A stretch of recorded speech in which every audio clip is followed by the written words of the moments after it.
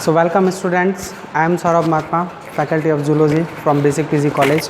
और आज हम जो टॉपिक लेने जा रहे हैं वो है एंडोक्राइनोलॉजी में इम्प्लांटेशंस मेथड। इम्प्लांटेशन मेथड के अंदर हम बात करते हैं कि किस तरीके से गर्भाशय की दीवारों के अंदर एक ब्लास्टोसिस्ट का आरोपण किया जाता है। ये कंडीशंस तब आती है जब इनके अंदर फर्टिलाइजेशंस प्रोसेस होता है और फर्टिलाइजेशंस प्रोसेस के बाद में ही इनके अंदर फर्टिलाइज्ड एग किस तरीके से इसके अंदर यूट्राइन कैविटी के अंदर ट्रांसफ़र किया जाता है। तो हम यहाँ पर बात कर रहे हैं इसके लिए किस तरीके से इसमें हार्मोनल चेंजेस और किस तरीके से उन हार्मोन का इम्पैक्ट होता है जिसकी वजह से ये यूट्राइन कैविटी के अंदर आकर इसको अंतःस्थापित किया जाता है। तो आज का जो हमारा टॉपिक है उस टॉपिक के अंदर अपन बात करेंगे इसके सबसे पहले एंडोक्राइन रेगुलेशंस की, जिसके अंदर अपन बात करेंगे अंडोत्सर्गी यानी कि ब्लास्टोसिस्ट का वो प्रोसेस। इसमें आफ्टर फर्टिलाइजेशन सबसे पहले तो सिलियरी एक्शंस होगा। सिलियरी एक्शंस का मतलब ये हुआ कि ये एक जगह से दूसरी जगह पर किस तरीके से जाते हैं। तो हमने यहाँ पर ये जो कंडीशंस देख रहे हैं ये हाफ पार्ट ऑफ यूट्रस यानी वन साइड में हमने यहाँ पर बात कर रहे हैं केवल इसमें ओवरी की, और यहाँ पर इससे रिलेटेड जो ओविडक्ट और ये फैलोपियन ट्यूब्स जो इसको यूट्राइन कैविटी के साथ में रिलेटेड है। तो किस तरीके से इसके अंदर ब्लास्टोसिस्ट प्रोसेस होने के बाद में जैसे ये स्टार्टिंग होगा तो यहाँ से ये इसके अंदर जो आपको ये कैविटी दिखाई दे रही है इसके अंदर छोटे छोटे सीलिया होते हैं जिनकी लाखों में संख्या पाई जाती है, और इन्हीं सीलिया के थ्रू इनमें जो फर्टिलाइज्ड एग है वो यूट्राइन कैविटी तक पहुंचता है। तो हमने ये देखा कि किस तरीके से एक फर्टिलाइज्ड एग यहाँ पर सिलियरी एक्शंस के थ्रू इसकी यूट्राइन कैविटी के अंदर पहुँचेगा। इम्प्लांट होने का एक अलग प्रोसेस है जिसके बारे में हम आगे डिस्कस कर रहे हैं। तो सिलियरी एक्शंस के थ्रू इन्होंने मोशंस किया और यूट्राइन कैविटी तक पहुँचे।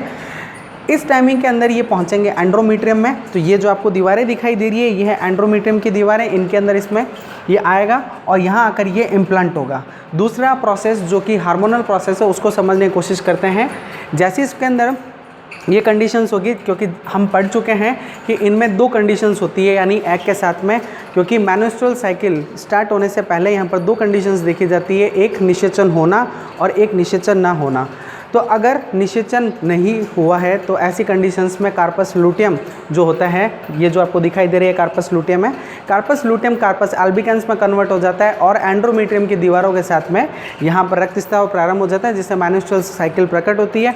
और अगर ऐसी कंडीशन जो अभी अपन ने बात की दूसरी कंडीशंस की, तो उस कंडीशन में हम बात कर रहे हैं निषेचन होना।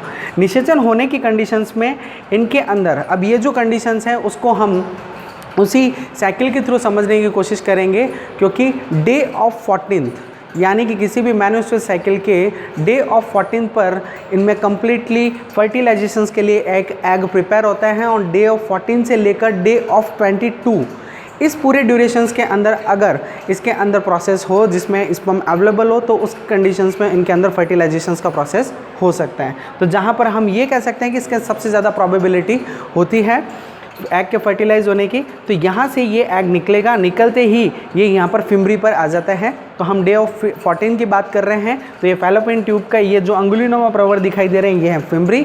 यहाँ पर ये एग पहुँच जाएगा और इस ड्यूरिंग के अंदर इस दौरान अगर इसके अंदर कॉपुलेशंस होता है तो उसके दौरान में आए हुए स्पर्म्स के साथ में इनका क्या होगा, फर्टिलाइजेशंस होगा। फर्टिलाइजेशंस होने के बाद में जैसा अपन बात कर रहे थे कि मेंस्ट्रुअल साइकिल का प्रोसेस जब स्टार्ट होता है तब उसके अंदर क्या होता है, एस्ट्रोजन्स का लेवल वापस से बढ़ना स्टार्ट होता है और प्रोजेस्टेरॉन का लेवल डाउन हो जाता है। तो उस कंडीशंस में जब प्रोजेस्टेरॉन का लेवल बढ़ा हुआ रहेगा क्योंकि ये फर्टिलाइज्ड हो चुका है, तो ऐसी कंडीशंस में ये जो होगा ये ल्यूटियल प्रावस्था कहलाती है, ल्यूटियल फेज कहलाती है, जिसके अंदर कार्पस लूटियम वापस अपने आकार में आ जाता है और लगातार प्रोजेस्टेरॉन का निर्माण करता है। हमने लास्ट वीडियो में ये भी बात की थी कि पार्चुरेशंस प्रोसेस के दौरान में जो प्लेसेंटा होता है वो यहाँ पर क्या करता है, प्रोजेस्टेरॉन एस्ट्रोजन का लेवल देखता है तब जब इनमें जो प्लेसेंटा का डेवलपमेंट हो जाए। अगर प्लेसेंटा का डेवलपमेंट क्योंकि इस कंडीशंस में तो अभी स्टार्ट भी नहीं हुआ, तो उस दौरान में कार्पस लूटियम ही प्रोजेस्टेरॉन के लेवल को यहाँ पर लगातार इंक्रीज करता रहता है और एस्ट्रोजन के लेवल को कंट्रोल रखता है ताकि इनके अंदर इम्प्लांटेशंस जैसे माहौल को बनाया जा सके, इम्प्लांटेशंस के प्रोसेस को कंप्लीट किया जा सके। तो यहाँ पर ये कार्पस लूटियम बन जाएगा जो लगातार प्रोजेस्टेरॉन का निर्माण करेगा और यही इन सभी गतियों को यहाँ पर प्रेरित करेगा जिसकी वजह से इम्प्लांटेशंस का प्रोसेस यहाँ पर कंप्लीट हो सकता है। तो हमने यहाँ देखा कि कार्पस लूटियम। अब हम बेटर अंडरस्टैंड करते हैं कि कार्पस लूटियम क्या है। कार्पस लूटियम से निकलने वाले दोनों LH जिसको हम यहाँ पर बोल रहे हैं LH हार्मोन, तो उसके अंदर पहला आएगा प्रोजेस्टेरोन और दूसरा आएगा एस्ट्रोजन। ये दोनों ही यूट्रस के अंदर यहाँ पर चेंजेस करते हैं। जैसा मैंने आपको बताया कि एस्ट्रोजन का लेवल यहाँ पर स्थिर रखा जाएगा, उसमें किसी भी प्रकार की कोई बढ़ोतरी या वृद्धि नहीं होगी, जबकि प्रोजेस्टेरोन का लेवल लगातार यहाँ पर बढ़ता जाएगा। तो यूट्रस के अंदर इस प्रोजेस्टेरोन का सीधा प्रभाव क्या होता है? दो प्रभाव। पहला, कार्पस लूटियम को अपनी उसी अवस्था में बनाए रखना जिसकी वजह से इसके अंदर आर्तव चक्र प्रवस्था प्रारंभ ना हो, और दूसरी अपन ने बात की कि इसके अंदर ये जो आपको दीवारें दिखाई दे रही हैं एंड्रोमेट्रियम की दीवारों में वृद्धि करना।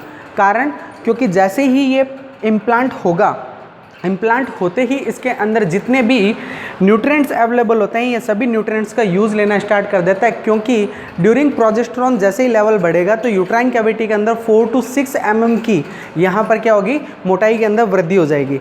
इस वृद्धि की वजह से यहाँ पर जब इसकी सिक्रेशंस फेज होगी तो सबसे पहले ब्लास्टोसिस्ट यहाँ पर इसके चारों तरफ अवेलेबल इस एंड्रोमेट्रियम की दीवारों के अंदर जो हम पोषक पदार्थों की बात कर रहे हैं, न्यूट्रिएंट्स की बात कर रहे हैं, उनका वो यहाँ से यूज़ लेना स्टार्ट करता है, यानी जब तक कि उसके अंदर प्लेसेंटा का डेवलपमेंट नहीं हो जाता, क्योंकि जैसा हम जानते हैं कि प्लेसेंटा ही यहाँ पर इसमें क्या होती है? न्यूट्रिएंट्स की सप्लाई कर पाती है।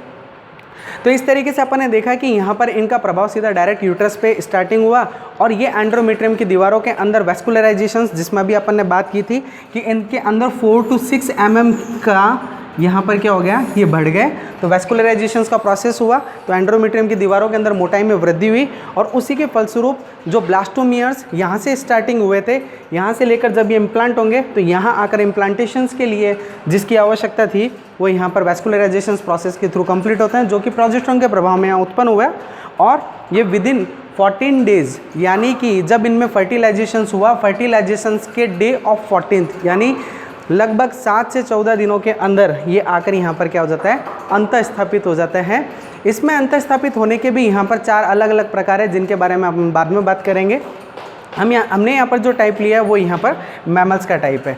अब बात करते हैं कि कैसे इसके अंदर स्टार्टिंग होती है। तो हमने अभी बात की थी कि ये अपने डे ऑफ 14th पर यहाँ पर स्टार्टिंग करते हैं, एंड आफ्टर दैट ये डे ऑफ 3rd, जहाँ पर हम देख रहे हैं कि एक फर्टिलाइज्ड एग अपनी यात्रा स्टार्ट करता है, और धीरे धीरे ये जितने भी आपको दिखाई दे रही हैं सभी डेज इसके अंदर आगे से आगे चल रहे हैं। तो इस तरीके से ये 11वें दिन की तरफ आपको जो ब्लास्टोसिस्ट दिखाई दे रहे हैं, इनके अंदर क्लीवेज की स्टेज भी इसी दौरान, जब ये फैलोपियन ट्यूब के अंदर होता है उसी दौरान इसमें क्लीवेज की स्टेज भी देखने को मिलती है, और इसी क्लीवेज स्टेज के दौरान ही ये अपनी ब्लास्टुलेशन स्टेज के अंदर एंटर कर जाता है, और उसी के फलस्वरूप जैसी गैस्ट्रुला स्टेज इसके अंदर स्टार्टिंग होती है उसी टाइमिंग पर ये इसके अंदर यूट्राइन कैविटी के अंदर इम्प्लांट हो चुका होता है। बाकी के जो प्रोसेस होते हैं आफ्टर गैस्ट्रुलेशंस वो हम नेक्स्ट क्लास में देखेंगे।